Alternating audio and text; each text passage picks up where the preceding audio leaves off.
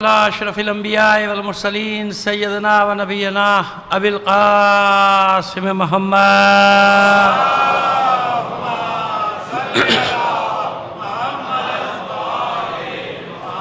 وآله الطيبين الطاهرين المعصومين ولعنة الله على أعدائهم أجمعين من الآن إلى قيام يوم الدين. أما بعد فقد قال الله تعالى في كتابه المبين وهو أصدق القائلين وقوله الحق.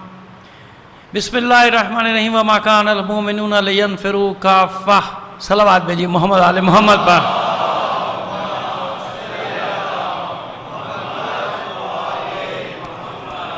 عزیزان محترم، 14 اگست ہے، دو چار جملے ضرور شہدائے پاکستان کو خراج عقیدت پیش کرنے کے لیے. کل بھی میں نے عرض کیا تھا، کوئی ناچے، کوئی گائے، ڈھول بجائے، آتش بازی کرے، جو بھی کرے، 14 اگست یہ نہیں ہے. 14 اگست وہ لاکھوں شہیدوں کا خون، ان شہداء کو یاد کرنا، ان بیچارے بے دیار لوگوں کو یاد کرنا جو راستے میں ہی ٹرینوں کی ٹرینیں کاٹ دی گئیں. یہ یاد نہیں ہے لوگوں کو. ناچ گانا یاد ہے،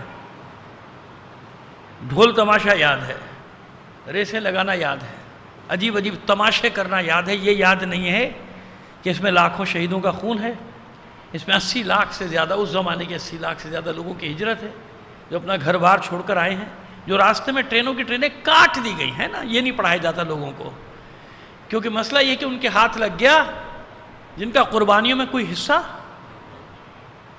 ریکارڈ ہو رہی ہے بات، ہم تو ایسی بات کرتے ہیں، صاف صاف بات ہے. ان کے ہاتھ لگ گیا اور یہی ہوتا رہا تاریخ میں، ہمیشہ ہوتا رہا. اس لیے لوگوں کو کوئی آزادی کی قدر نہیں ہے. ہمیں قدر ہے، ہم جانتے ہیں کہ آزادی کیا ہے، اور ہم سے زیادہ جانے گا بھی کون، کیونکہ ہمارا سالار جو ہے وہ سالار احرار جہان ہے.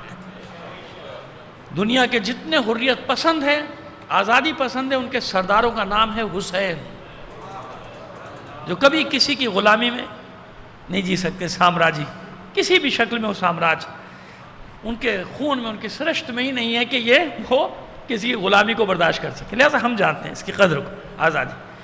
اسی لوگوں سے کہتے ہیں کہ خدا کے لیے اب تو ہوش کا دامن، ہوش کے ناخن لے لو. کیا کیا ہے تم نے اس ملک کے ساتھ؟ بیڑا غرق کر کے رکھ دیا، تباہ و برباد کر کے رکھ دیا. کہاں سے چلا تھا سفر، کہاں شروع ہوا تھا، کہاں پہنچ گیا. مخلص لوگ ختم ہو گئے، کسی کو نہیں چھوڑا گیا. محمد علی جناح کے ساتھ جو ہوا سو ہوا، مجھے تو معلوم نہیں کیا ہوا. سنتا رہتا ہوں، پڑھتا رہتا ہوں، دیکھتا رہتا ہوں. لیکن ہاں، فاطمہ جناح کے ساتھ کیا ہوا یہ تو معلوم ہے نا کہ کیا ہوا. تو یہ بدبخت لوگ جن میں غیرت نہیں، حمیت نہیں، جو مادر ملت محترمہ فاطمہ جناح کا مذاق اڑاتے ہوں، ان سے آپ کیا توقع رکھتی ہو؟ وہ کس کے وفادار ہوں گے؟ یہ احسان فراموش لوگ، یہ نمک حرام لوگ جو مادر ملت کا تماشا بنائیں، جو مادر ملت کا مذاق اڑائیں، جو مادر ملت کے لطیفے بنائیں، ان سے آپ کیا توقع رکھتے ہو؟ بس اسی تاریخ کو پیچھے لے جاؤ. اس لیے ہم یاد رکھتے ہیں اپنے جنہوں نے ہم پر احسان کیا، ان کو اس لیے یاد رکھتے ہیں. اسی کو لے جاؤ کہ اسلام کو خون کس نے دیا. سمجھ میں آ گئی بات؟ اسلام کے لیے قربانیاں کس نے دی؟ اسلام کے لیے گھر کس نے اپنا دیا؟ یا عام فہم زبان میں کہہ دوں گے، گھر کس کا اجڑا، بچے کس کے قتل کیے گئے؟ یہ صلہ دیا تھا امت نے، یہ صلہ دیا تھا. وہ یہ آج بھی ہو رہا ہے. لہٰذا ہم تو یاد رکھتے ہیں اپنے شہیدوں کو. ہمیں قربانیاں بھی یاد ہیں، ہمیں آزادی بھی یاد ہے، اور انشاءاللہ زندگی نے وفا کی، وقت نے ساتھ دیا تو بتا بھی دیں گے کہ آزادی کا دفاع کرنے والا ہوتا کون ہے، کون لوگ ہوتے ہیں جو کرتے ہیں آزادی کا دفاع. اور پوری دنیا گواہ ہے کہ نہیں گواہ ہے. جہاں جہاں ایسا وقت آیا، فائدے اٹھانے والے بھاگ گئے، فائدے اٹھانے والے بھاگ گئے. جو حسین کے چاہنے والے تھے، انہوں نے کتنے ملکوں کو بچایا ہے آپ خود دیکھ لیجئے، آپ کے سامنے نا. بھاگ گئے نا سب، فائدہ اٹھانے والے بھاگ گئے. حسین والے میدان میں کھڑے رہے، میں نام نہیں لے رہا ملکوں کے، کھڑے رہے، لیکن اپنی آزادی کو بچایا، ان کی آزادی کو بچایا، دوسروں پر احسان کیا. اب یہ بات اور ہے کہ بعد میں پھر بھول جائیں. تو یہی پاکستان کے ساتھ ہو رہا ہے کہ بنانے والے خوار ہو رہے ہیں اور لوٹ مار کرنے والے مزے سے لوٹے جا رہے ہیں، لوٹے جا رہے ہیں. ابھی بھی ان کی نیتیں نہیں بھر رہی، پیٹ نہیں بھر رہے ہیں، نہ معلوم کیا ہونے والا ہے آگے کیا. اور پھر یہ کہ ڈھیٹ اتنے بڑے ہیں کہ سب کچھ کرنے کے باوجود جانتے ہیں کہ دنیا بھی جانتی ہے کہ انہوں نے کیا کیا. پوری دنیا جانتی ہے کہ چور ہیں، ڈاکو ہیں، لٹیرے ہیں، اسمگلر ہیں، منی لانڈرنگ کرنے والے سب ایک ایک دنیا، ایک ایک بچہ جانتا ہے ساری دنیا، اتنے بے غیرت اور اتنے ڈھیٹ ہیں کہ پھر مسلط ہیں کہ پھر آئیں گے پھر لوٹیں گے. کیوں؟ یہ 22 کروڑ بے وقوفوں کا لشکر جو انہیں ملا ہوا ہے. کیا ہوگا اس قوم کے ساتھ جو چوروں ڈاکوؤں کے لیے پھولوں کی برسات کرتی ہو، جو چوروں ڈکیتوں کا استقبال کرتی ہے پھولوں کے چادروں کے ساتھ؟ پھر کیا ہوگا؟ پھر گلہ کیسا؟ پھر شکوہ کیسا؟ سن لیے 2-3 تلخ جملے. یہ ہے میری تو 14 اگست. صلوات بھیجیے محمد آل محمد پر. آئیے وہ ہے نا یہ داغ داغ اجالا، یہ شب گزیدہ سحر، یہ وہ سحر تو نہیں جس کی آرزو لے کر. خیر اب آگے بڑا مسئلہ ہو جائے گا. فیض نے پتہ نہیں کیا کیا کہہ دیا، اس کی تو FIR کٹی نہیں، میری کٹ جائے گی. صلوات بھیج دیجئے محمد آل محمد پر. آج کل یہ بڑا مسئلہ ہے. آج کل یہ بھی تو بڑا مسئلہ ہے کہ اقبال کی کوئی FIR نہیں کاٹے گا، علامہ اقبال کی کوئی FIR نہیں کاٹے گا، میری کاٹ دے گا. تو اس لیے بڑی احتیاطیں کرنی پڑتی ہیں. بہرحال آپ گھبرائیے گا نہیں، ان باتیں جو میں کرتا ہوں اس کا میں ہی ذمہ دار ہوں. صلوات بھیجیے محمد آل محمد پر.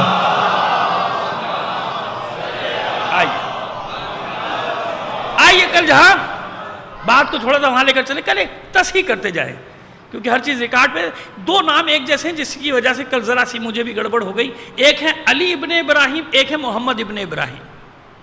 کل میں نے جن کا ذکر کیا تھا وہ ہے علی ابن ابراہیم جن کی تفسیر ہے تفسیر قمی. وہ ہے علی ابن ابراہیم قمی. وہ ہیں 11ویں امام کے شاگرد براہ راست، اور امام نے ان کو املا لکھوایا ہے. اور دوسرا جس کا میں نے ذکر کر دیا آپس میں گڑبڑ ہو گیا تھا، مل گیا تھا، وہ نام ہے محمد ابن ابراہیم. محمد ابن ابراہیم کون ہے؟ شیخ کلینی کے شاگرد. اور کون سا شاگرد ہے؟ جس نے پہلی کتاب لکھی غیبت امام زمانہ پر، جو آج تک حوالہ ہے سارے عالم اسلام میں، غیبت نعمانیہ. ترجمہ بھی آ چکا ہے، سنا ہے نام. اکثر جو آپ پڑھیں گے نا کتابیں امام زمانہ جل اللہ تعالیٰ فرجہ شریف کے حوالے سے، تو اس میں ایک کتاب کا حوالہ دیا جاتا ہے غیبت نعمانیہ، غیبت نعمانیہ، غیبت نعمانیہ. تو یہ کس کی کتاب ہے؟ یہ محمد ابن ابراہیم نعمانی. یہ ہیں شاگرد کس کے؟ شیخ یعقوب کلینی کے. اور میں نے کل آپ کو یہاں تک سمجھایا تھا کہ دیکھیے اصطلاح پر نہ جائیے کہ مرجعیت کی اصطلاح کب آئی. نہیں، مرجعیت شروع کب سے ہوئی؟ یعنی متصل ہے زبانہ امام زمانہ کے زمانے سے اور جناب شیخ یعقوب کلینی کا، یعنی ایک ربط آپس میں ہے. ائمہ طاہرین، ان کے شاگرد، پھر ان کے نوابین خاص، نوابین اربع. ان نوابین اربع میں سے ایک کے شاگرد ہیں شیخ یعقوب کلینی. میں نے اس کر دیا تھا نا، علی ابن محمد سامرائی کے شاگرد ہیں، اور حسین بن روح سے جو دوسرے نائب ہیں ان کے ساتھ یہ لنک، ان کا رابطہ ہے. تو اب لوگوں نے کس طرف رجوع کرنا شروع کیا؟ اس طرف رجوع کرنا شروع کیا. مرجعیت کی اصطلاح نہیں آئی لیکن رجوع تو کیا نا، کیونکہ سارا عالم تشیع جانتا تھا کہ یہ اور ایک علی ابن بابویہ قمی جن کا کل میں نے اشارہ کیا تھا، وہ علی ابن بابویہ قمی، اس طرف لوگ رجوع کرتے تھے، ان کی طرف لوگ جاتے تھے. تو یہ مرجعیت کا آغاز ہو گیا نا. اصطلاح کیسی آتی ہے ابھی بتاتا ہوں آپ کو. کل میں نے وعدہ کیا تھا نا کہ آج آپ کو بتاؤں گا اصطلاحیں کیسے آتی ہیں، یعنی کس طرح سے معاشرے میں رائج ہوتی ہے کوئی اصطلاح. ولایت فقیہ، لو بھائی نام لیا کرنٹ لگ جاتا ہے لوگوں کو، یہ کیا چیز لے کر آ گئے بھائی، ولایت فقیہ کیا چیز ہے. اور ہر کوئی ایک ہی اعتراض کرے گا، یہ پہلے تو تھی نہیں، 50 سال پہلے تو کوئی نہیں جانتا تھا، 60 سال پہلے تو کوئی نہیں. ہاں بھائی نہیں جانتا تھا، ہم بھی کہہ رہے نہیں جانتا تھا، لیکن عملی طور پہ ہے یا نہیں؟ آپ کو حیرت ہوگی، بلکہ سب کے لیے حیرت بات ہوگی جو میں آج آپ کو بتانے جا رہا ہوں کہ ولایت فقیہ کے تحت پہلی حکومت اودھ میں قائم ہوئی تھی. ابھی تاریخی حوالے دے دوں گا. کہاں قائم ہوئی تھی؟ اودھ، یہ نوابین اودھ ابھی بتا دیتے آپ کو. لیکن پہلے وہاں رہیں، ابھی ذہن میں آپ کے رہا نا، تو آج انشاءاللہ آپ کو دے کے جائیں گے جو وعدہ ہے، آپ سے وعدہ ہے کہ ولایت فقیہ اصطلاح بعد میں آئی. اصل فقیہ کی حکومت، یہ فقیہ کی حکومت جو پہلی قائم ہوئی ہے، آپ کہتے ہیں، اور اس پہ ممکن ہے کہ میرے اور دوسرے دوست بھی ناراض ہو جائیں کہ یہ آپ کہاں سے لے آئے. میں کہیں سے نہیں لے آیا، میں جو بات کرتا ہوں پورے دلائل کے ساتھ کرتا ہوں، میرے پاس ہے، تاریخی ثبوت ہیں، پوری کتابیں بھی ہیں، تاریخی حوالے سب لے کے، اور شاید میرے موبائل میں ہی ہو ساری کی ساری چیزیں لے کے چلتا ہوں. میں مسلح ہو کے آتا ہوں، جب اس میدان میں آتا ہوں خالی ہاتھ نہیں آتا. وہ ایجنسی والے ذرا کم اردو جانتے ہیں، وہ مسلح یہ نہ سمجھیں کہ پکڑ لو باہر نکلتی ہے اسلحہ اس کے پاس ہوگا. ہاں وہ آج کل یہ بھی زبان کا بھی بڑا مسئلہ ہو گیا، ان کو زبان تو سمجھ میں نہیں آتی، کہ بھائی اسپیکر پہ کہا ہے ریکارڈ ہے مسلح آیا ہوں، کہ ضرور اس کے پاس اسلحہ ہوگا۔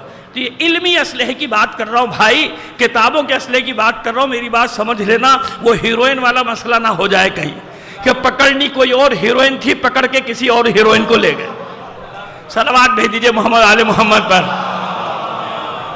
ہے نا؟ اب آپ دیکھیں کہ یہ پلے سرات ہے کہ نہیں، کہ کتنی احتیاطیں، کتنے قید و بند کے ساتھ چلنا پڑتا ہے، کہ ایک ایک چیز کی وضاحت دینی پڑتی ہے آج کل کے زمانے میں، یہ اردو کا حشر ہو چکا۔ اب آئیے واپس آپ کو لے کے چلیں، رب تو مرجعیت نام نہیں آیا، لیکن عملی طور پہ تو شروع ہو گیا نا، لوگ کہاں جائیں، کس کے پاس جائیں، مسائل تو پیش آ رہے ہیں نا، جیسے کہاں رجوع کریں گے؟ علماء کی طرف۔ تو یہ دو علماء جن کو شیخ الفقہاء کہا جاتا تھا، ان کا دور، اب ان کے بعد کس کا دور آ رہا ہے؟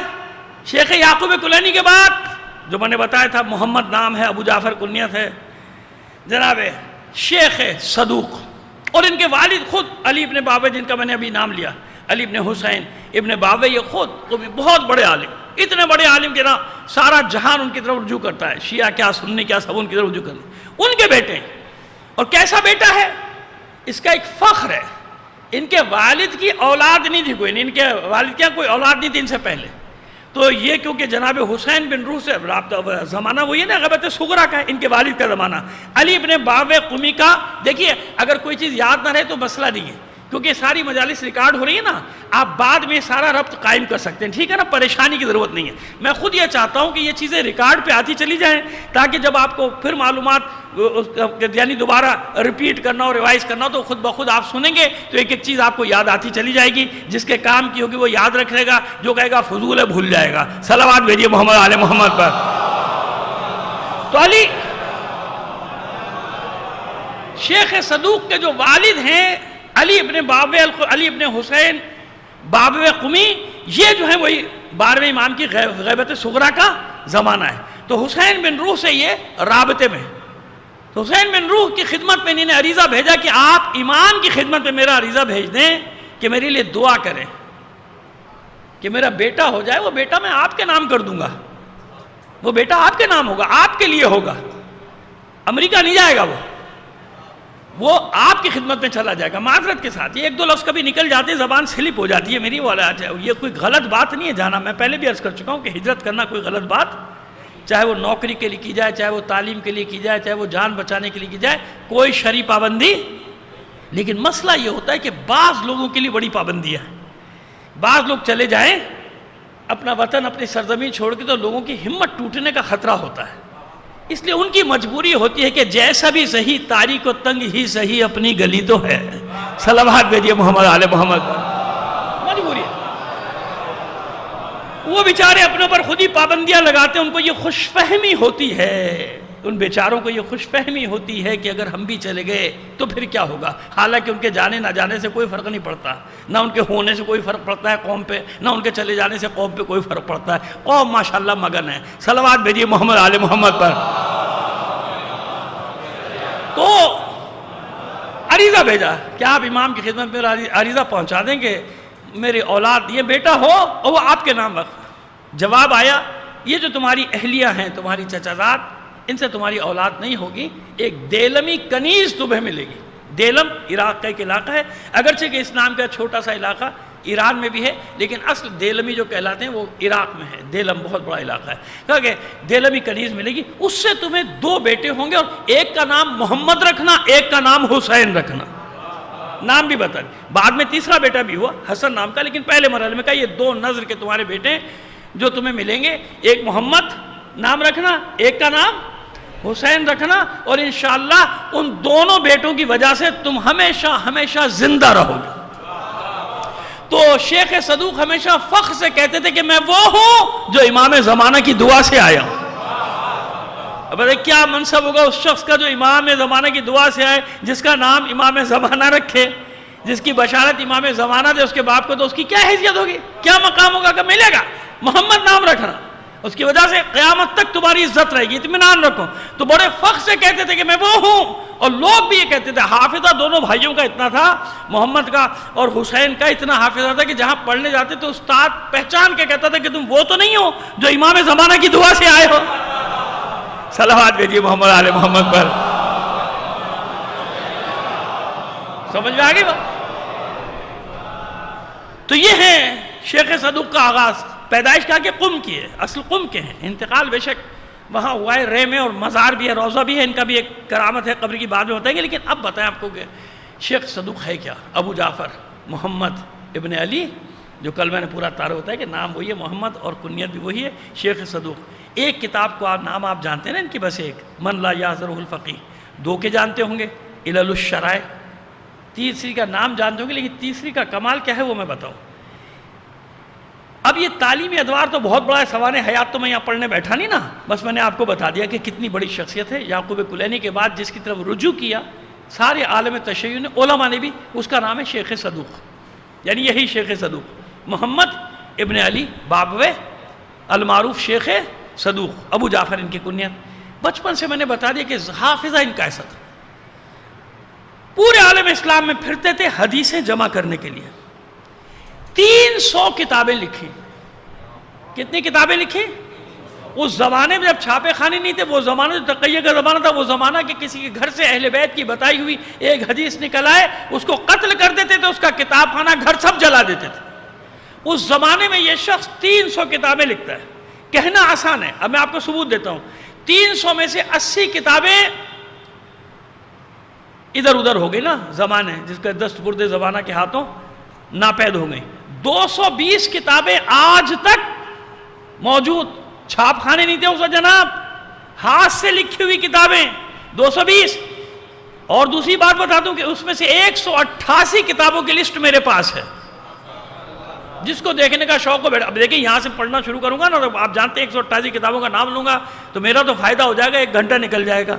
آپ پریشان ہو جائیں گے کہ ہوا کیا ہے، تو پوری مجلس میں نام ہی لیتے رہے کتابوں کے. صلوات بھیجیے محمد آل محمد پر. ہاں، جس کو دیکھنے کا شوق ہوگا وہ میں دکھا دوں گا. اس لیے وہ چیز، اب تو موبائل کے کچھ اچھے کام بھی ہیں، تو اس میں ایک کام یہ بھی کہ سیو کر لو چیزوں کو. تو 188 کتابوں کے نام میرے پاس ان کی موجود ہیں. 3 بہت مشہور تو اور بھی ہیں، لیکن 3 جو ہمارے یہاں موجود ہیں. پہلی میں نے بتا دیا، من لا یعذرہ الفقیہ، جو 4 کتابوں میں سے ہے. اصول کافی، من لا یعذرہ الفقیہ شیخ صدوق کی، اور 2 کتابیں تہذیب الاحکام اور استفسار شیخ طوسی. ابو جعفر محمد ابن حسن شیخ طوسی کی کتابیں یہ بتا چکا میں آپ کو، پہلی یا دوسری یا تیسری مجلس. خیر بہرحال بات کو آگے بڑھاتے ہیں. وہ کتاب جو امام زمانہ نے لکھوائی ان سے، اس کتاب کا تعارف کرانا ہے. 2 کتابیں تو میں نے بتا دی ہیں، علل الشرائع، اس کا بھی ترجمہ موجود ہے شیخ صدوق کا، اور اس کا بھی ترجمہ موجود ہے من لا یعذرہ الفقیہ کا، اس کا بھی اردو ترجمہ آ گیا. وہ کتاب جو امام نے لکھوائی، سبب کیا بنا؟ اب دیکھیے غیبت کبریٰ کے قریب کا زمانہ ہے نا، غیبت کبریٰ کے بالکل قریب کا زمانہ ہے. ہجری 329 میں غیبت کبریٰ کا آغاز ہو گیا. اب چوتھے نائب خاص کا انتقال ہوتا ہے، غیبت کبریٰ کا آغاز. ان کی ولادت ہے ہجری 305، 14 سال کے جب غیبت کبریٰ. تو زمانہ کیسا ہے کہ شیعہ جو ہیں وہ پراگندہ ہو چکے، مومنین پراگندہ ہو چکے، طرح طرح کے نظریات، طرح طرح کے خیالات ان میں آ گئے. یہ نہ سمجھے گا کہ آج ہی یہ زمانہ ہے، نہیں. نہ معلوم تاریخ میں کتنی بار یہ مصیبتیں پڑی ہیں تشیع پہ، اور تشیع سرخرو نکل گیا، سر بلند نکل گیا، کامیابی سے نکلا، عزت کے ساتھ نکلا. اس لیے ہم جیسے لوگ کبھی نہ پریشان ہوتے ہیں نہ مایوس ہوتے ہیں. وہ خدا کے بندے، ہماری ذمہ داری ہوتی تو ہم پریشان ہوتے نا. جس کی ذمہ داری ہے وہ دیکھ رہا ہے. ہم تو اپنے حصے کا کام کر سکتے ہیں، وہ دیکھ رہا ہے، اس لیے ہم کبھی مایوس نہیں ہوتے. میں معلوم ہے ہو نہیں سکتا کہ باطل ہو اور حق نہ ہو، کیسے ہو سکتا ہے؟ تو نگران بیٹھا ہوا ہے نا. تو وہ زمانہ بھی ایسے ہی تھا کہ جناب اتنے گروہ بن گئے فکری طور پہ، غیبت پہ جھگڑا، سن و سال پہ جھگڑا کہ اتنی عمر کیسے ہو سکتی ہے. آج یہ مسئلہ نہیں، اس وقت بھی شروع ہو گیا تھا. اتنی عمر کیسے ہوگی، ہے تو نظر کیوں نہیں آتے، غیبت پہ مسئلہ، ایک طرح کے مسائل پیدا ہو گئے. اب جہاں یہ جاتے تھے وہاں یہ مسئلے کھڑے ہو جاتے تھے. سب کو سمجھاتے تھے، لیکن پھر سوچنے لگے کس کو سمجھاؤں. یہ تو 2-4 جو میرے پاس آتے ہیں میں ان کو سمجھاتا ہوں. اتنا بڑا عالم اسلام، کوئی سوشل میڈیا تو تھا نہیں، موبائل تو تھا نہیں. آج موبائل ہونے کے باوجود بجائے سمجھانے کے الٹا مصیبت آئی بھی ہے. آپ جانتے ہیں کہ صبح سے شام تک ٹینشن شروع، ایک مسئلہ ختم ہو گیا، ختم ہو گیا، لیکن سوشل میڈیا پہ نہیں ختم ہو رہا. سوشل میڈیا پہ چلائے جا رہے ہیں قوم کہاں ہے، قوم کہاں ہے، قوم کیوں نہیں ہے. او بھائی قوم کہاں آ جائے وہ مسئلہ حل ہو گیا، ختم ہو گیا. لیکن جس کو ابھی پہنچ رہا ہے وہ امریکہ پہنچ رہا ہے وہ سمجھتا ہے واجب ہے 150 کو بھیجتا 150 کو بھیجتا یہ ہو گیا تم لوگ کہاں ہو؟ میں نے کہا بھائی ہم تو نہیں نکل سکتے تو آ جا امریکہ سے سنبھال لے. ساری دنیا کو امریکہ سنبھالنے کا دعویٰ کرتا ہے یہ بھی تو آ کے سنبھال لے بھائی. عجیب ہے تماشا تماشا. یورپ سے میسج چلے آ رہے ہیں بھائی مسئلہ ختم ہو گیا جو ہوا تھا ختم ہو گیا لیکن نہیں ٹینشن. اب یہ پتہ نہیں کب تک یہ سلسلہ چلے گا. 2-3 کلپ بنا لی لوگوں نے 2-3 کلپ. اب وہ جس کو پہلی بار ملے گی وہ سمجھے گا آج کا واقعہ ہے. اور بعض کلپ تو 1-1 سال پرانی ہے بھائی کل کی نہیں ہے پرسوں کی نہیں ہے. لیکن تماشا تماشا تماشا. بھائی صبر کر لو تھوڑا تصدیق کر لو. کل رات سے مصیبت کی ہے درجنوں جگہوں سے ایک کلپ چلی آ رہی ہے یہ ہو گیا یوں ہو گیا قوم سو رہی ہے. قوم کہاں ہے؟ اب بھائی تو کہاں ہے؟ تو آ جا. قوم کو تانے دینے والا بھائی مسئلہ ختم ہو گیا لیکن نہیں جب تک پورے شہر میں معاذ اللہ خاکم بدہن کچھ ہو نہ جائے ان کو چین نہیں آئے گا. یعنی کچھ کرانا ہے لگ ایسا رہا کہ جیسے کچھ کرانا ہے. ارے بھائی ختم ہو گئی بات تھوڑا صبر کر لو تحمل سے کام لے لو. بہت سارے مسئلے تحمل سے ختم ہو جاتے ہیں ختم کر دیے جاتے ہیں لیکن نہیں چین نہیں ہے کہ کچھ ہونا چاہیے. ہوا کیوں نہیں اب تک؟ صلوات بھیجیے محمد آل محمد پر. تو بھائی یہی چل رہا تھا یہ سارا سلسلہ اس وقت بھی تھا. بس اس وقت جو ہے یہ نہیں تھا شیطانی آلہ نہیں تھا باقی سب کچھ وہی تھا ایسے ہی تھا سب کچھ ہو رہا تھا. تو پریشان بہت پریشان. مشہد جا رہے ہیں تو وہاں یہ مسئلہ کربلا جا رہے ہیں تو وہاں یہ مسئلہ ہو رہا ہے. اس وقت نجف اس طرح سے ظاہر ہے کہ شہرت یا نہیں پائی تھی نجف نے. جہاں جاتے ہیں یہ مسئلہ قم جاتے ہیں مسئلہ رے بہت بڑا مرکز تھا تشیع کا. رے جاتے ہیں وہاں پہ یہ مسئلہ ہوتا ہے. بہت پریشان.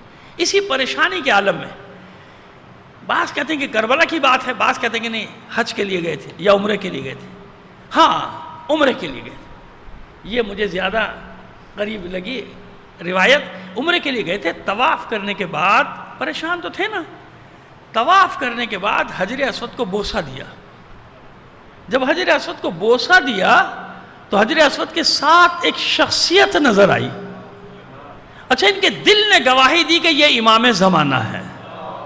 یاد رکھیے جب معصوم کے لیے گواہی ہو تو وہ معصوم ہی ہوتا ہے غیر معصوم. اور ان پر ایک نیند کسی کیفیت طاری ہو گئی. نیند کسی اور زمانے میں چلے گئے کہیں اور چلے گئے. تو سلام کیا ہاتھ کو بوسہ دیا تو پوچھا امام زمانہ نے کیوں پریشان ہو کیا مسئلہ ہے تمہارا کیوں اتنے حیران و پریشان سرگردان پھر رہے ہو؟ کہ مولا یہ آپ کے بارے میں لوگ یہ سوال مصیبت کی بھی سارے سوال کرتے. تو کہا لکھو نا کتاب لکھو. کہا پہلے لکھ چکا ہوں نا اتنی ساری روایت لکھی. کہ نہیں تفصیل سے لکھو ایک ایک کر کے لکھو. پہلے انبیاء کے بارے میں لکھو کہ انبیاء کی جو غیبت ہوئی ہے کس کس نبی کی غیبت ہوئی ہے پہلے وہ لکھو. اب امام پوری گائیڈ لائن ابھی کتاب کا نام بتاتا ہوں آپ کو.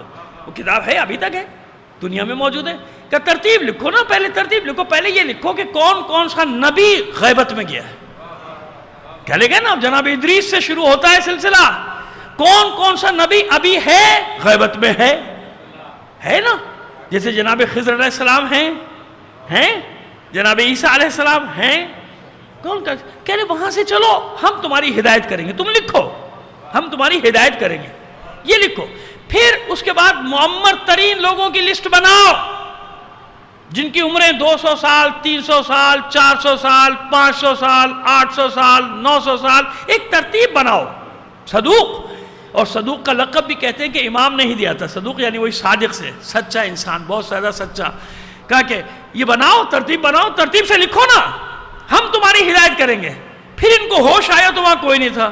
اس کے بعد یہ بیٹھ گئے کتاب لکھنے. اس کتاب کا نام ہے اکمال الدین و اتمام النعمہ. دین کی تکمیل اور نعمت کا اتمام. صلوات بھیجیے محمد آل محمد. اکمال الدین و اتمام. اب مجھے انصاف سے بتاؤ علی کے چاہنے والوں اللہ کے بندو ان لوگوں نے کتنی محنت کی آپ تک یہ سب پہنچانے کے لیے. پوری زندگی خرچ کر دی. کوئی سہولت نہیں تھی ان کے پاس. سینکڑوں میل پیدل سفر کرتے تھے ایک ایک چیز کی تصدیق کر. کیوں؟ آنے والی نسلیں پریشان نہ ہوں. ان کے پاس اتنا میٹر اکٹھا ہو جائے. ان لوگوں نے جانیں دی سر دیے گردنیں دی قتل ہو گئے لیکن اتنا میٹر اکٹھا کر گئے کہ قیامت تک تشیع کے لیے کافی ہے۔ اب مجھے بتاؤ، جن لوگوں نے پوری زندگی خرچ کر دی تمہارے لیے کہ جمع کر کے جائیں، جب 2 انچ کی زبان کھولے گی ان کو گالیاں دینے کے لیے، خدا کا خوف کر لو، خدا کا خوف کر لو، کیا جواب دو گے؟ یہ وہ ہیں امام زمانہ کے سپاہی۔ ہم تو زبانی جمع خرچ کرتے ہیں نا، امام کے سپاہی، امام کے سپاہی۔ وہ خدا کے بندو، یہ تھے امام کے سپاہی، جن کے ساتھ ساتھ امام زمانہ رہتا تھا۔ امام زمانہ کی تائید ان کے ساتھ رہتی تھی، اور آج تک ہے ایسے لوگوں کے ساتھ تائید رہتی تھی، کیونکہ سارا وقت، ساری زندگی خرچ کرتے تھے نا کسی کام کے لیے۔ تو اکمال الدین و اتمام النعمہ، یہ غیبت نعمانیہ، اور یہ 2 کتابیں نہ ہوتی آپ کو کچھ بھی نہیں معلوم ہوتا امام زمانہ کے بارے میں۔ آج جو کچھ بھی لکھا جاتا ہے ان 2 کتابوں کے سہارے سے لکھا جاتا ہے، ایک غیبت نعمانیہ کے سہارے سے، ایک اکمال الدین و اتمام النعمہ۔ حتیٰ کہ آیت اللہ صافی گل پائیگانی جو کتاب لکھی ہے، بہت بڑی کتاب ہے، سینکڑوں صفحوں پر ہے، میرا خیال ہے۔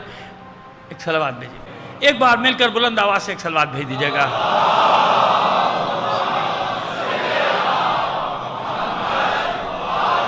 اب یہ ساری زندگی خرچ کر رہے ہیں، ابھی اور علماء کا ذکر آئے گا، لیکن میں آپ کو بھی صرف اشارے دے رہا ہوں نا کہ کچھ تو سوچو اللہ کے بندو۔ آج پوری تاریخ، آپ کی تشیع کی تاریخ ان کے اوپر ہی تو کھڑی ہے۔ یہ اگر کام نہ کرتے آپ کو ملتا کیا؟ کچھ بھی نہ ملتا تھا۔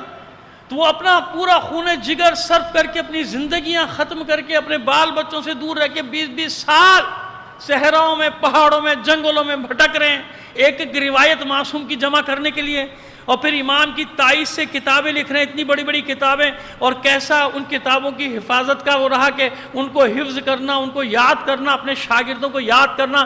10 شاگردوں کو بٹھا کے 10 قلمی نسخے، ظاہر چھپتی تو نہیں تھی نا بھائی، قلمی نسخے تاکہ ایک جل جائے تو دوسرا بچے، دوسرا جل جائے تو تیسرا بچے، اور ان 10 نسخوں کو پوری دنیا میں پھیلا دینا۔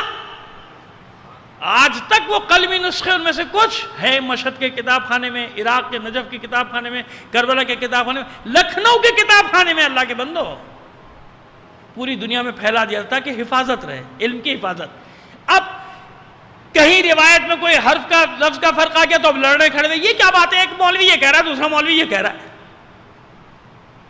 ارے اللہ کے بندو، ایک میڈیکل کالج میں ڈاکٹر پڑھتے ہیں، 7 پڑھتے ہیں، کلاس فیلو ہوتے ہیں، ایک ہی ڈگری، تو اپنے ایک ڈگری، مثال کے طور پہ سب ہارٹ اسپیشلسٹ ہیں، میں تو بھگت چکا ہوں نا بھائی، بھگتتا رہتا ہوں، دونوں ہارٹ اسپیشلسٹ ہیں، دکھایا بھائی، اسٹینٹ بھی پڑ گئے، سب ہو گئے، دوائیں دے دی، کھا رہے ہیں، اسی کے لیول کے دوسرے ڈاکٹر کو دے، انہیں یوں کاٹا، یہ کون سی دوائیں کھا رہے ہیں آپ؟ ارے بھائی اس نے دوائیں بدل دی ساری، جہاں ڈاکٹر بیٹھے ہوں گے جانتے ہیں بھائی، اس کا اپنا اجتہاد ہے، اس کا اپنا اجتہاد ہے، کیا کروں، دوا کھانا چھوڑ دوں؟ چھوڑو بھائی، تمہارے تو آپس میں کچھ نہیں ملتا، تمہاری دوائی نہیں ملتی، میں تو نہیں کھاتا، تو کس کا نقصان ہے؟ کس کا نقصان ہے؟ مریض کا نا، میرا نقصان ہے نا بھائی، ٹھیک ہے، اس کی اپنی شناخت ہے، جس کو کہتے ہیں تشخیص، اس کی اپنی تشخیص ہے، تو دونوں ایک ہی لیول کے۔ تو اللہ کے بندو، یہ کتنا فرق ہوتا ہے ڈاکٹروں میں؟ 4-5% چیزوں کا فرق ہوتا ہے، یہی اجتہاد، اسی کو تو اجتہاد کہتے ہیں، کہ اس مرحلے پہ، اس اسٹینڈرڈ پہ آ جاتے ہیں وہ کہ اپنا فتویٰ خود دیتا ہے۔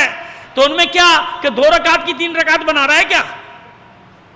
3 رکعت والی نماز کو 4 کر رہا ہے کیا؟ 4 والی کو 5 کر رہا ہے کہ نہیں؟ وہ 2-3-4% مسئلے، فقہی مسئلے، کہ جس کی وجہ سے اجتہاد کا سفر آگے بڑھتا ہے، دوسروں کے سفر رک گئے، ہمارا سفر جاری ہے۔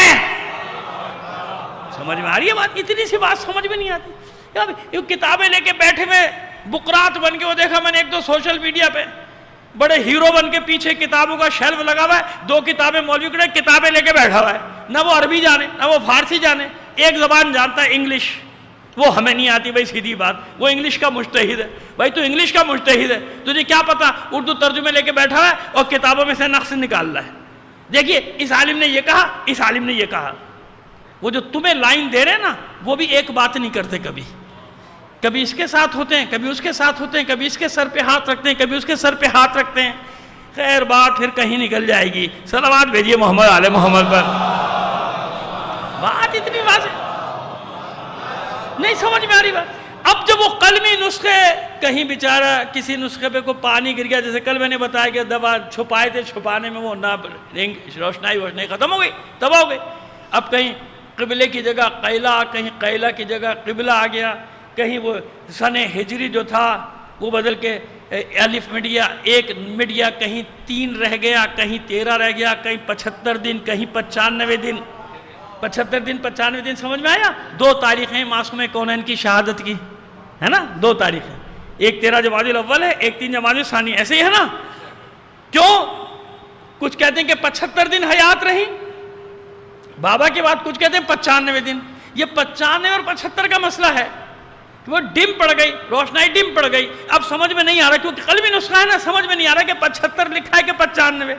لہذا جس نے 75 سمجھا اس نے 13 جمادی الاول تاریخ نکالی، جس نے 95 دن سمجھا اس نے 3 جمادی الثانی تاریخ نکالی. تو اگر 2 تاریخیں تمہیں مل گئی فاطمہ زہرا کا ذکر کرنے کے لیے تو پریشانی کی کیا بات ہے؟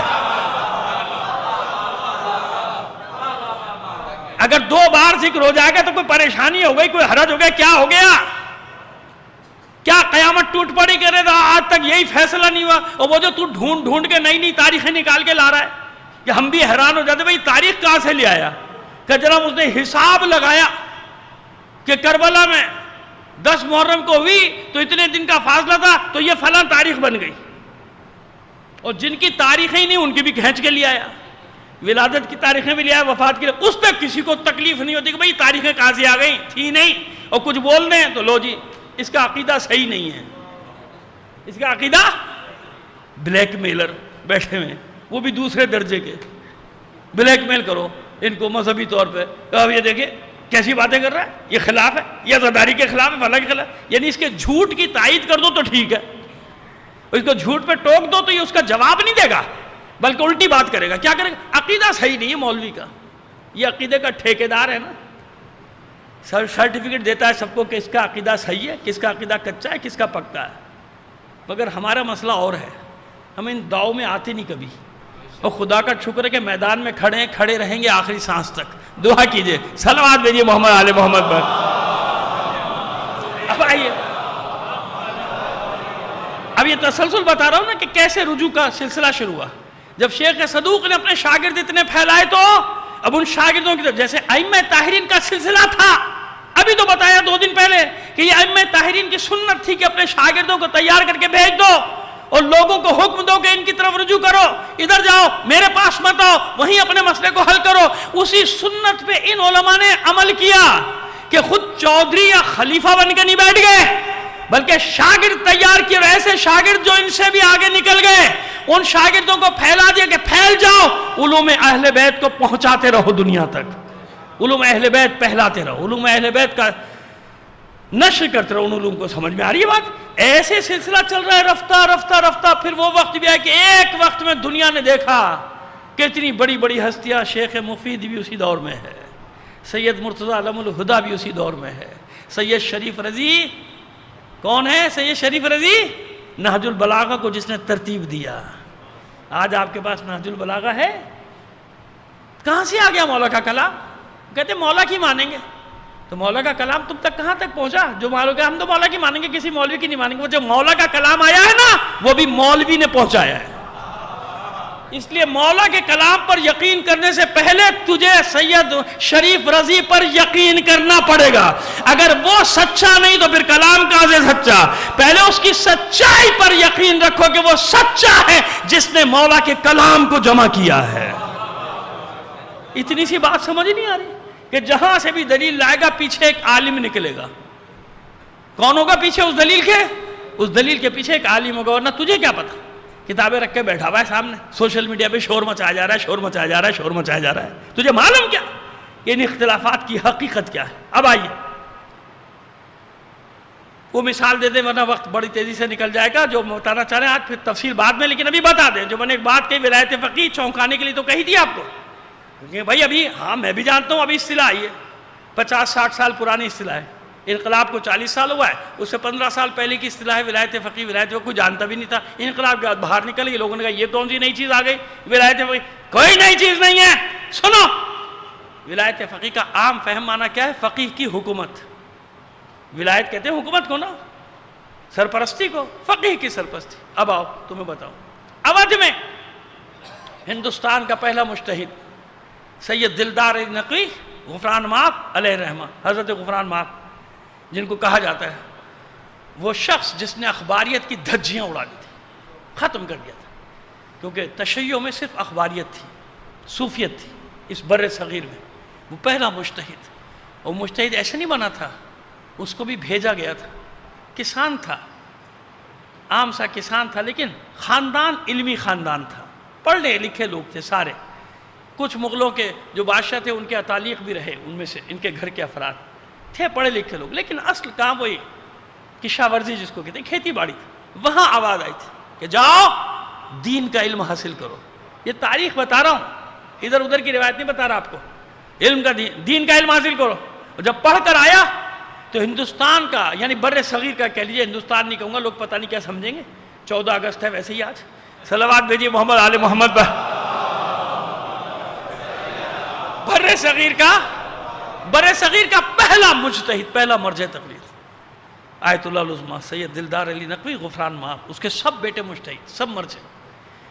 آصف الدولہ کے دور میں واپس آئے پڑھ کے، اس کا جو وزیر تھا یا وزیر اعظم کہہ لیجیے اودھ کی سلطنت کا، نواب حسن خان یا حسن رضا خان پورا نام تھا، وہ رابطے میں تھا، اس کے ذریعے سے آصف الدولہ، نواب آصف الدولہ، تھوڑا سا بتا دیں 2-4 باتیں بچوں کو، کام کی باتیں ان کے ہمیشہ یاد رہیں گی۔ تو کیا عالم کہتے کس کو ہیں، اصل حقیقی عالم کون ہے؟ تو اب یہ انہوں نے تبلیغ وہاں شروع کی، اچھا خاصا اثر ان کا پورے اودھ میں ہو گیا۔ تو نواب حسن خان کے ذریعے سے انہوں نے جمعہ قائم کرایا۔ پہلا جمعہ کس نے قائم کیا یاد رکھنا، تشیع کے پہلے جمعے کی بات کر رہا ہوں، سید دلدار علی نقوی غفران معاف۔ یہ نہ سمجھنا کہ تمہاری زمین بانجھ ہے، بانجھ نہیں ہے، ساری صلاحیتیں تھیں اور ہیں، کوئی پہچاننے والا ہونا چاہیے۔ تو پہلا جمعہ حضرت غفران معاف علیہ الرحمہ نے قائم کیا۔ 2-3 چیزیں ایسی ہیں جس میں ایران عراق نے تقلید کی ہے آپ کی۔ پہلے جمعہ یہاں قائم ہوا ہے، چیلنج کر رہا ہوں، پہلا جمعہ یہاں قائم ہوا ہے، بعد میں وہاں قائم ہوا، ان کا نہیں، وہاں کے مراجع نے کہا نہیں یہ بالکل صحیح ہے، شیعوں مومنین کو جمع رکھنے کے لیے جمعہ نماز کا قیام ضروری ہے تاکہ مومن جمع ہو۔ اب سمجھ میں آ رہا ہے کہ کیوں جمعے کی مخالفت ہو رہی ہے؟ تاکہ اور بکھر جائیں، مزید بکھر جائیں، جمعے کو جمع ہو جاتے ہیں نا سارے، اور بکھر جائیں، لہذا جمعہ قائم کیا۔ جانتے تھے کہ اس بہانے تبلیغ ہوگی، سب جمع ہو جائیں گے، جمع ہوئے۔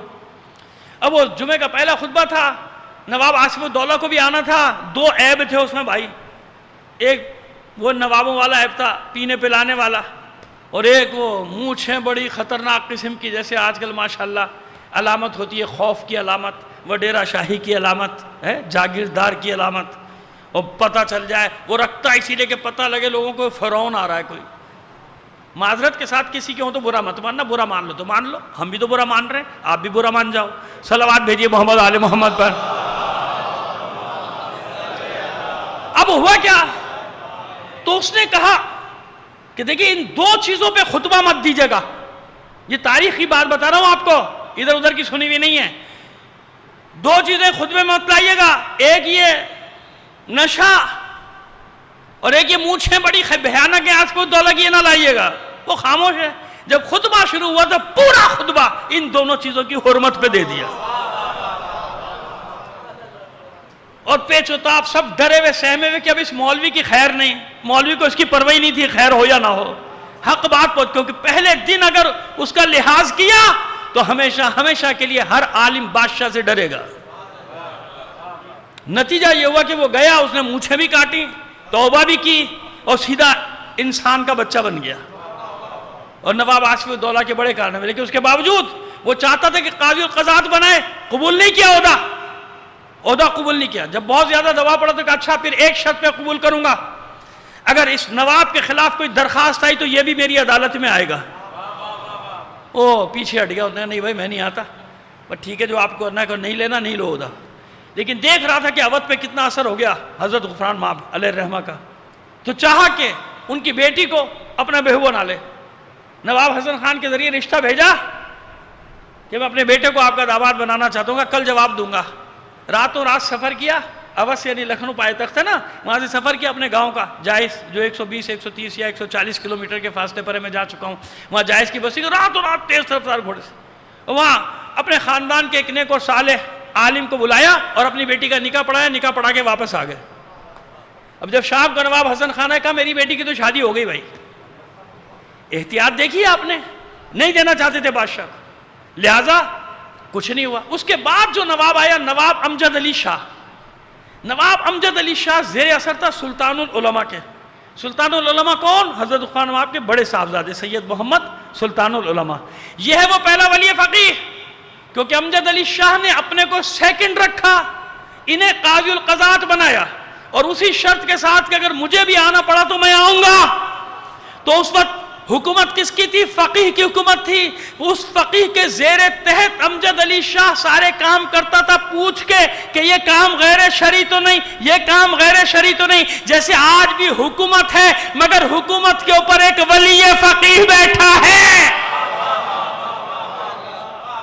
اب تو سمجھ میں آ گیا اس سرزمین کے باسیوں، اس بر صغیر کے رہنے والوں، یہ تمہارا اعزاز ہے کہ اس پوری سرزمین میں، خطوں میں، علاقوں میں پہلی جو فقیہ کی حکومت قائم ہوئی تھی وہ نواب امجد علی شاہ. ریکارڈ ہو رہی ہے میری بات. نواب امجد علی شاہ کے دور میں سلطان العلماء ابن مجدد الشریعہ آیت اللہ سید دلدار علی نقوی غفران مآب علیہ الرحمہ، ان کے بیٹے تھے سلطان العلماء، ان کی فقاہت کی حکومت قائم ہوئی. یعنی نواب ان سے حکم لے کے پھر کام کرتا تھا کہ غیر شرعی تو نہیں. اسی کو کہتے ہیں ولایت فقیہ.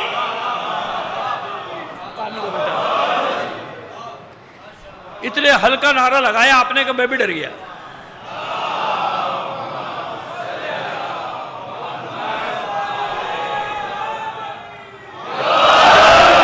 ہاں اللہ کے بندو، نعرہ لگانا ہے تو کوئی نعرے کی طریقے سے تو لگاؤ، پتہ تو چلے.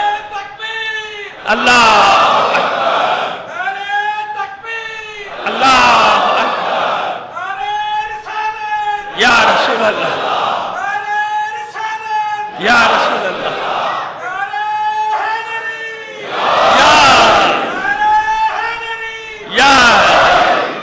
اتنی بلند آواز سے ایک صلوات بھی نائت فرما دیجئے. بات واضح ہوگی. تو کیوں، کس لیے، کیوں احساس کمتری کا شکار ہوتے ہو؟ ہم تو نہیں ہوتے کبھی، کیونکہ ہم نے تاریخ پڑھی ہے. ہم جانتے ہیں کہ ہمارے اجداد نے کیا کیا، ہم جانتے ہیں ہمارے بزرگوں نے کیا کیا. احمق لوگ ہیں کچھ یہاں بھی اس سرزمین احمق، وہ کہتے ہیں وہاں کے علماء نے کیا کیا، یہاں کے علماء نے کیا کیا. تجھے پتا ہے کہ تجھے نام بھی پتا ہے ان علماء کے جو تو بکواس کر رہا ہے؟ تجھے معلوم ہے کہ انہوں نے کیا کیا؟ ایسے معاشرے میں جہاں اقلیت ہے، مائنورٹی تھے نا، اقلیت در اقلیت، یہاں کوئی انقلاب آ جاتا کیا؟ یہاں کوئی حکومت آ جاتی کیا بر صغیر میں؟ مگر اس ماحول میں تشیع کو بچانا، تشیع کا دفاع کرنا اور تشیع کو عزت دلانا، ساری قوموں میں عزت دلانا، یہ کسی سیاستدان نے نہیں دلائی تھی، یہ کسی بادشاہ کا کارنامہ نہیں تھا، یہ کسی نواب کا کارنامہ نہیں تھا، یہ ہمارے علماء کا کارنامہ تھا، یہ ہمارے مراجع کا کارنامہ تھا. آج تک انہی کا بویا ہوا ہم کھا رہے ہیں. سمجھ میں آ رہی بات؟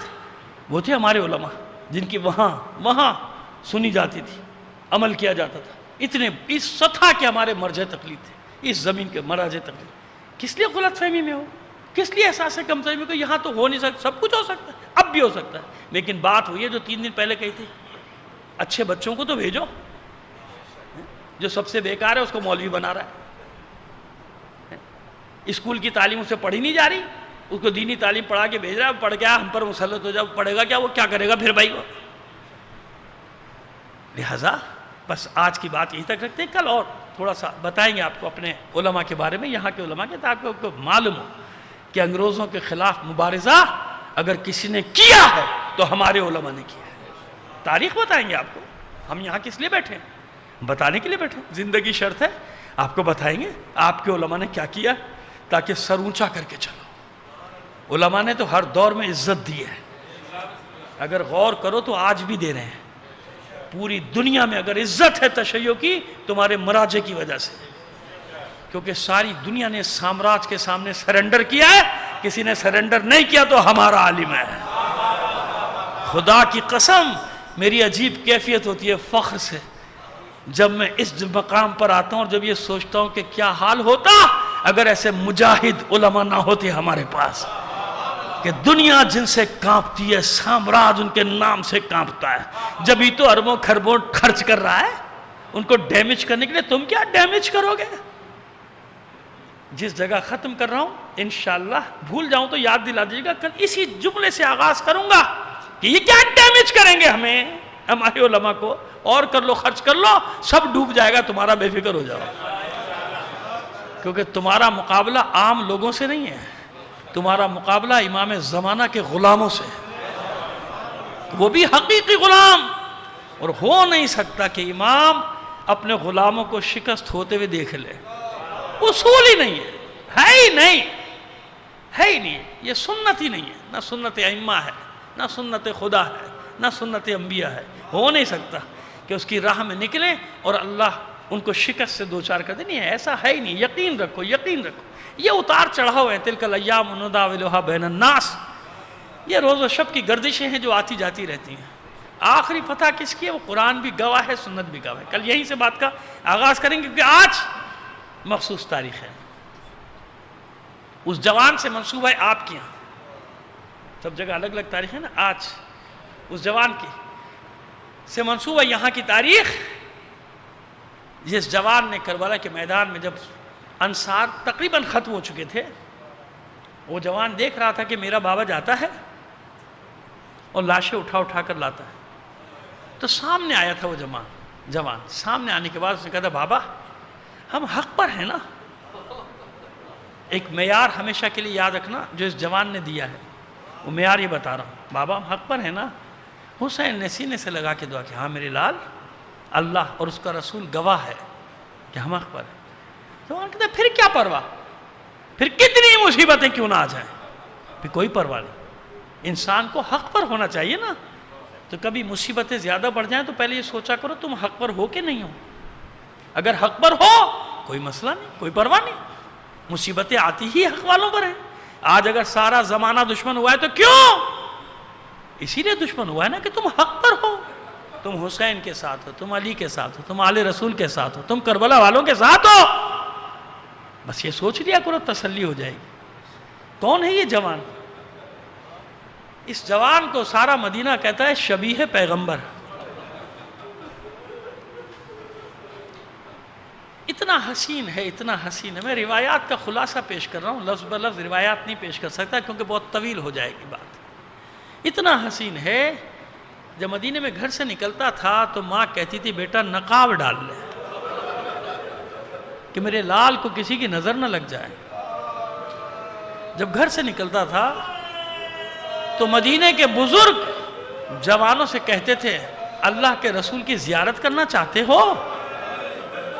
بچے شوق سے کہتے تھے کیوں نہیں؟ تو حسین کے اس جوان کو دیکھ لیا کرو، حسین کے اس بیٹے کو دیکھ لیا کرو، یہ صورت میں، سیرت میں، رفتار میں، گفتار میں، کردار میں ہمارے رسول کی شبیہ ہے۔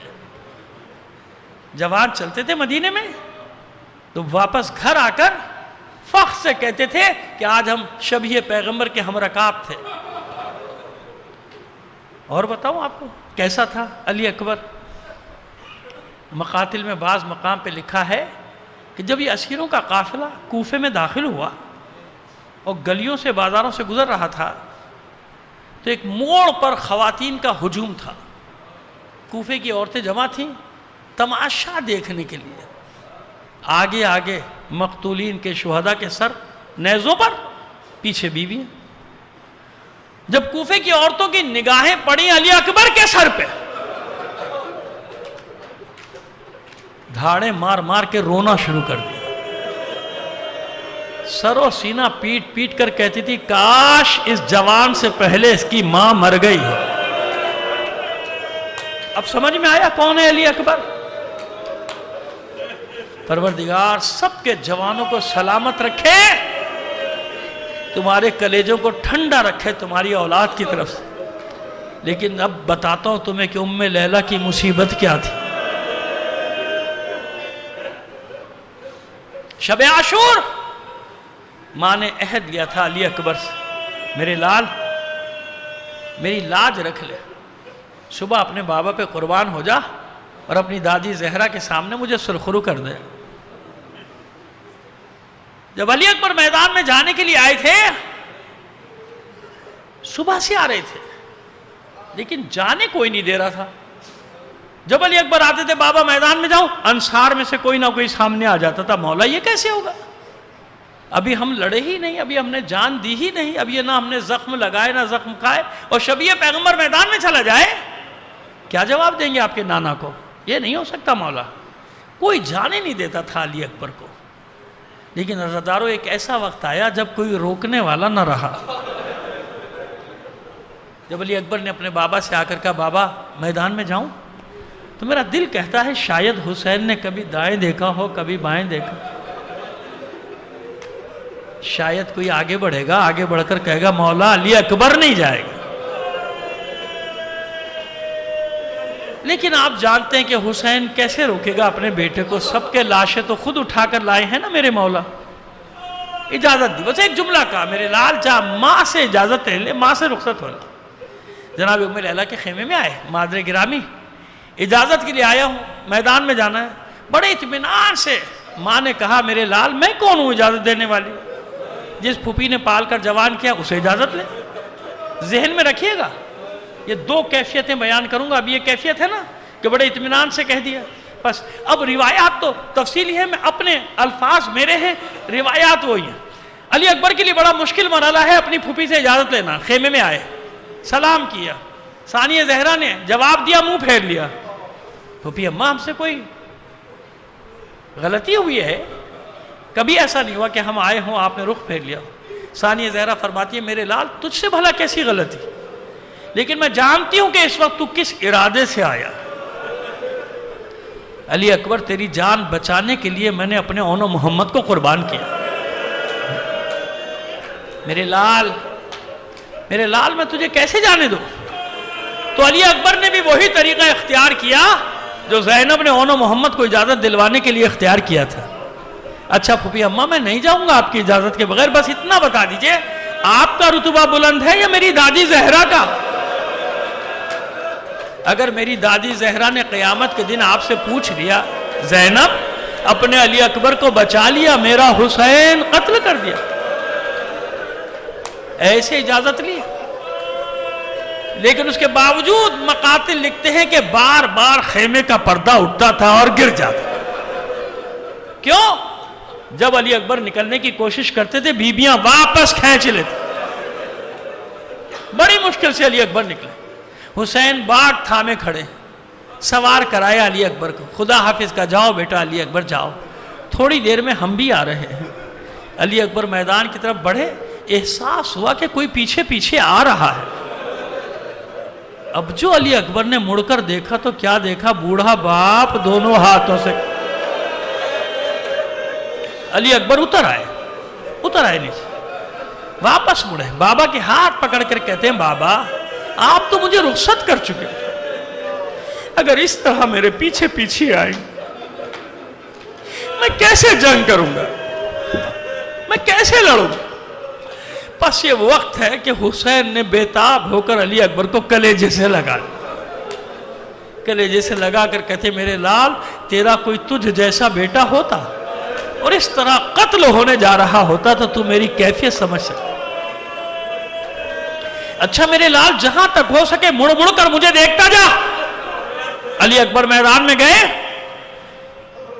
عزاداروں جو روایات میں ہے وہی آپ کو بتا رہا ہوں کہ حسین کا عالم یہ تھا میدان میں کہ کبھی دائیں طرف دوڑتے تھے کبھی بائیں طرف۔ کیوں دوڑ رہے تھے؟ جانتے کیوں دوڑ؟ جس سمت میں علی اکبر حملہ کرنے جاتا تھا اسی سمت میں حسین دوڑتے تھے۔ کیوں دوڑتے تھے؟ تاکہ میرا بیٹا میری نظروں کے سامنے رہے، علی اکبر میری نظروں کے سامنے رہے۔ مگر ایک وقت وہ آیا جب علی اکبر یا یوں کہوں حسین کا چاند گہنا گیا، حسین کا چاند شام کی سیاہ بدلیوں میں گھر گیا، چھپ گیا۔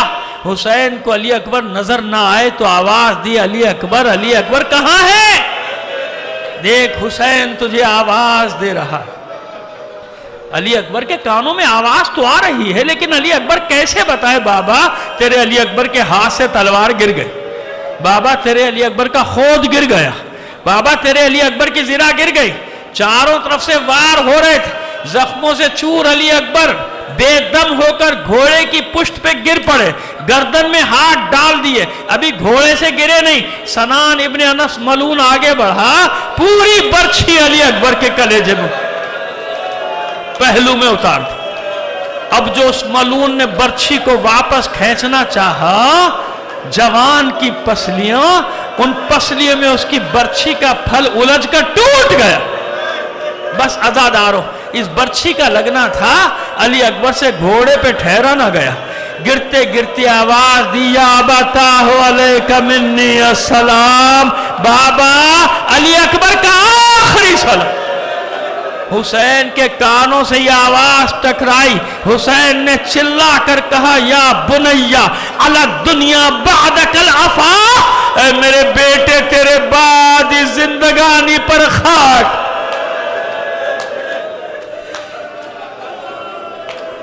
हुसैन ने मैदान में बढ़ना चाहा, ठोकर खा के गिर पड़े, अपने आप को संभाला, फिर खड़े हुए, 2-4 कदम चले, फिर गिर पड़े।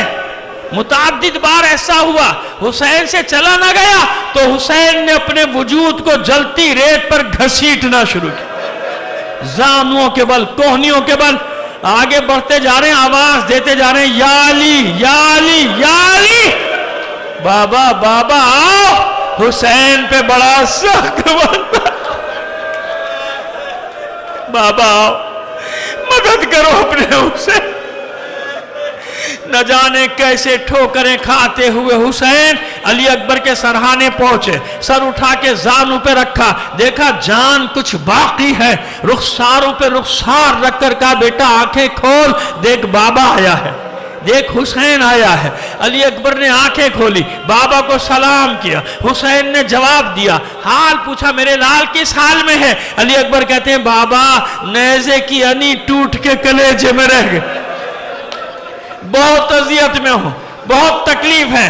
अच्छा मेरे लाल, ये इम्तिहान भी लेगा, हुसैन ये इम्तिहान भी देगा। अली अकबर को जलती रेत पर लिटा दिया, दोनों घुटने जमीन पर, एक हाथ सीने पर और दूसरा हाथ कलेजे में बर्छी का फल निकालने के लिए। मेरा दिल कहता है नाना भी आ गया होगा, बाबा भी आ गया होगा, भाई भी आ गया होगा, अरे माँ तो पहले से मौजूद है करबला में। कोई बईद नहीं कि हुसैन ने बाबा से कहा होगा, बाबा अब बताओ खैबर का दर उखाड़ना मुश्किल है या अली अकबर के कलेजे से बर्छी का फल खींचना?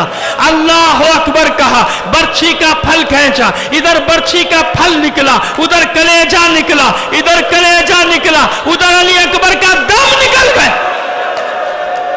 हुसैन ने सारी ताकत जमा की, अली अकबर के लाशे को उठा लिया, उठा तो लिया, हुसैन से चला ना गया, वापस रखा, दोनों हाथों से सर थाम कर बैठ गया हुसैन। मेरे लाल अली अकबर, मुझसे तेरा लाशा नहीं उठता, मैं कैसे तेरा लाशा ले जाऊं? कोई बईद नहीं, गंजे शहीदा का रुख करके आवाज दियो, मेरे शेरों, मुझसे अली अकबर का लाशा नहीं उठता, आओ मदद करो। खेमों का रुख करके आवाज दी, ऐ अतफाल बनी हाशिम आओ, मुझसे अली अकबर का लाशा नहीं उठता।